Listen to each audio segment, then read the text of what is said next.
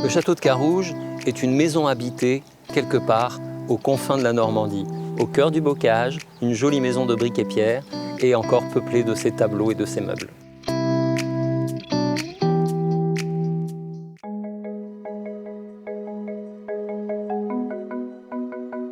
Ce château de Carouge n'est pas sur la crête. Il est dans une vallée. Et si l'on regardait la position du village, on constaterait que nous sommes ici, sur le bas de la pente, à proximité d'une zone de marais. En d'autres termes, la particularité du château de Carouge est d'être un château de frontière, et cette frontière n'est pas sur la crête.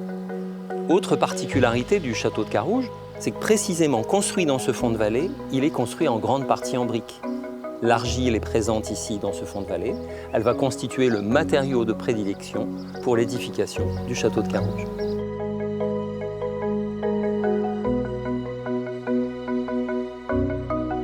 L'histoire du château de Carouge est une histoire qui est évidemment extrêmement longue puisqu'elle commence à l'aube du Moyen-Âge et jusqu'à nos jours. C'est une histoire qui est ponctuée par d'abord une histoire familiale. À peu près 15 générations se sont succédées dans ce château jusqu'en 1936, là où le dernier propriétaire cède à l'État ce château de Carouge.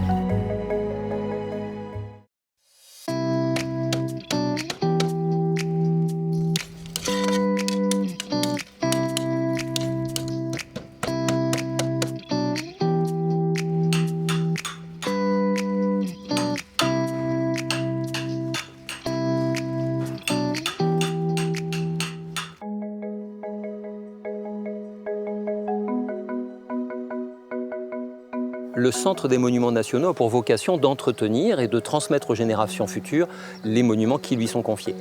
Par conséquent, nous savions, ici au château de Carouge, que les toitures étaient fatiguées et que nous avions surtout depuis très longtemps quelques désordres dans les charpentes sur lesquels il fallait agir. Par conséquent, le château de Carouge doit aussi faire l'objet de campagnes de travaux et ces travaux sont ici des travaux très importants, presque essentiels, et c'est bien sûr un chantier d'envergure.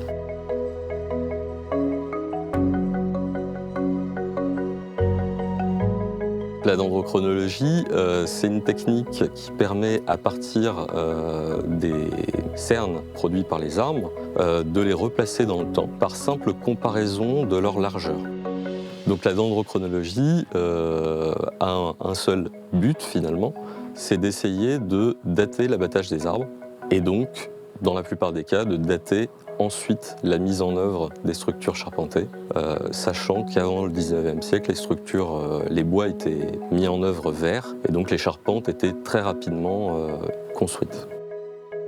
À Carouge, on avait pour but d'essayer de dater les charpentes de combles et aussi une partie des planchers du logis des Bleucets ainsi que des 2 pavillons accolés. Et donc pour ce faire, on a commencé par regarder donc la charpente de comble en premier lieu et on a vu que c'était relativement homogène avec les charpentes de comble des 2 pavillons, qu'il y avait beaucoup d'éléments en commun et qu'il y avait des marquages d'assemblage de charpentes qui étaient relativement cohérents.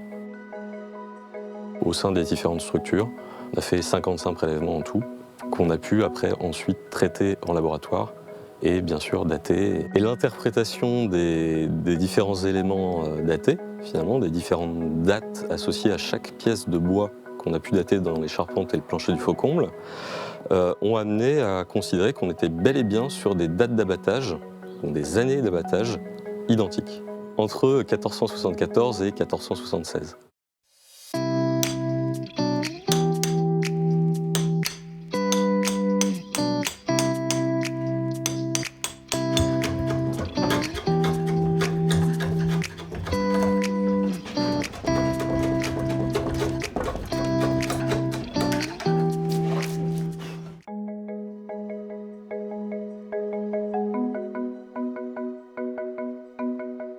Dans un chantier de restauration, de l'étude préalable jusqu'à la mise en œuvre et à la réalisation, il y a des enjeux scientifiques.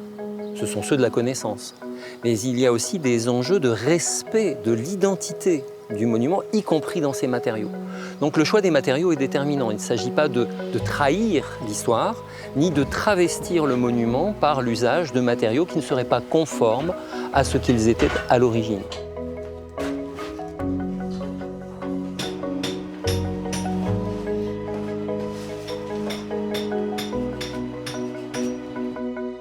Alors on a échangé ici plusieurs pièces qui étaient notamment complètement pourries, atteintes par l'humidité. L'eau s'imprègne dans le bois devient poreux, les champignons peuvent s'y mettre, et les insectes également, donc la pièce n'a plus de résistance et il faut la changer.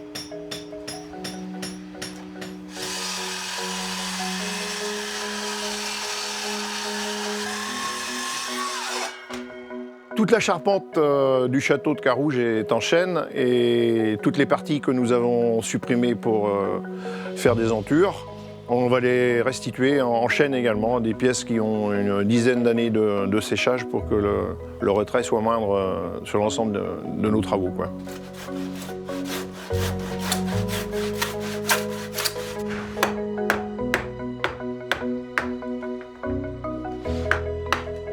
L'exécution des travaux que nous réalisons ici est quand même très spécialisée de façon à ce qu'on puisse garder le maximum de bois anciens. C'est-à-dire qu'on va, sur une pièce qui fait 7 mètres ou 5 mètres, on va enlever ce qui est pourri et garder l'ancienne partie, de façon à ce qu'il reste le maximum de traces pour nos successeurs.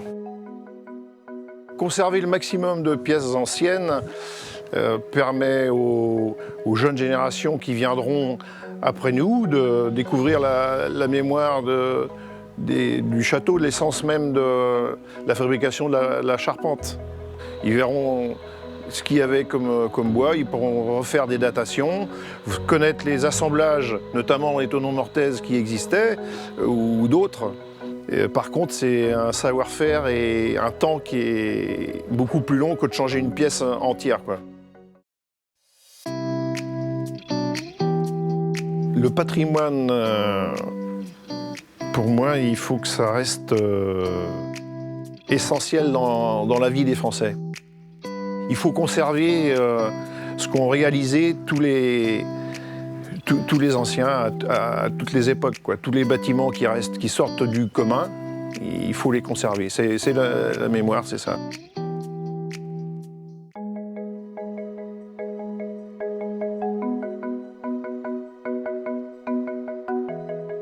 L'exigence de qualité que nous avons dans le choix des matériaux est en grande partie motivée par le respect du monument, voire même du respect des gestes du passé.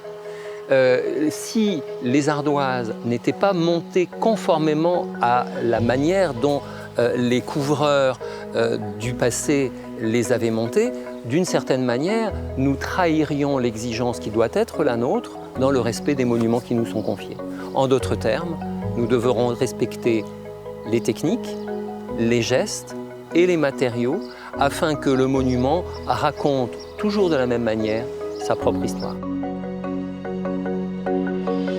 Alors, les principales missions ici sur le chantier de Carouge, c'était de restaurer la couverture entièrement, donc, déposer l'ancienne ardoise qui était vétuste, le voligeage, donc le support de l'ardoise, puis de le remplacer par de la volige neuve, plus de l'ardoise neuve, ensuite pour restaurer, pour donner du cachet au château. Alors ici on a de l'ardoise d'Espagne, une ardoise qui est conçue spécialement pour le monument, donc elle est rectiligne, elle est droite, régulière. C'est une ardoise qui est spécifique aux monuments historiques parce qu'elle est vraiment d'une très très bonne qualité, qui est vraiment régulière, qui a un très très bel aspect. Alors, la pose d'une ardoise consiste juste à épauler, donc ce qu'on appelle épauler la tête de l'ardoise. Donc on enlève les coins, donc avec le marteau et l'enclume, donc qui sont des outils ancestraux que tout le monde, chaque couvreur utilise et depuis des années et des années. Et on fait 2 trous, donc aux extrémités, en tête de l'ardoise. Puis on vient incorporer 2 clous qu'on fixe dans la volige, donc 2 clous cuivre pour maintenir l'ardoise à sa place. Qui est après posé par couches successives de façon à créer une étanchéité pour éviter que l'eau se rentre dans les combles. La pose au clou est une pose plus traditionnelle, on va dire. Donc tout ce qui est château, monument, etc. est fait au clou. C'est pour moi un aspect esthétique. Quand une pose au crochet, on voit le crochet, une pose au clou, on n'en voit pas. Donc c'est plus linéaire, c'est plus... parce que c'est un savoir-faire qui est transmis maintenant depuis plusieurs générations, donc j'aime ce savoir-faire. Nos anciens ne se sont pas trompés. Rarement ils se sont trompés. Si ces monuments sont parvenus jusqu'à nous dans leur intégrité, c'est que bien souvent, les gestes des compagnons et des maîtres d'œuvre du passé étaient les bons. Il nous faut donc, nous, être exigeants dans le choix des matériaux et les techniques auxquelles nous recourons, parce que précisément, elles vont nous permettre d'avoir une durabilité dans le temps des restaurations sur lesquelles nous nous penchons aujourd'hui.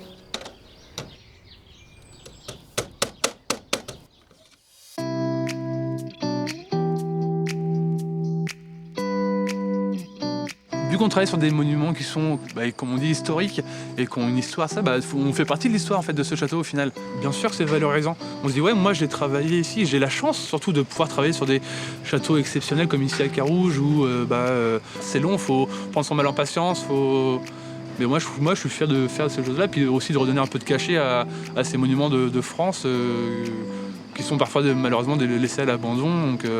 Donc ouais, c'est important, je pense, de transmettre ce genre de choses pour que tout ça reste vivant et puis que la France reste toujours aussi belle, quoi.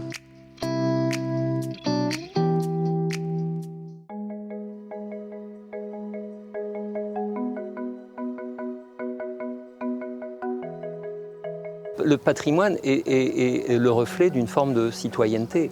C'est une ressource d'exemple, c'est une transmission, c'est celle d'une mémoire. Elle n'est pas uniquement bâtie, elle est aussi sociale, historique, ethnologique. Ce sont des modes de vie, ce sont des modes de faire. Et le patrimoine est généralement extrêmement riche. Et puis, il ne faut pas se leurrer, le patrimoine, c'est aussi un espace culturel dans le cadre duquel on peut se prêter à rêver. Donc, d'une certaine manière, le patrimoine, c'est un lieu de vie, et ce lieu de vie, c'est surtout un lieu de partage, et c'est une fenêtre sur le passé, mais pas uniquement. Ça peut en être une sur l'avenir.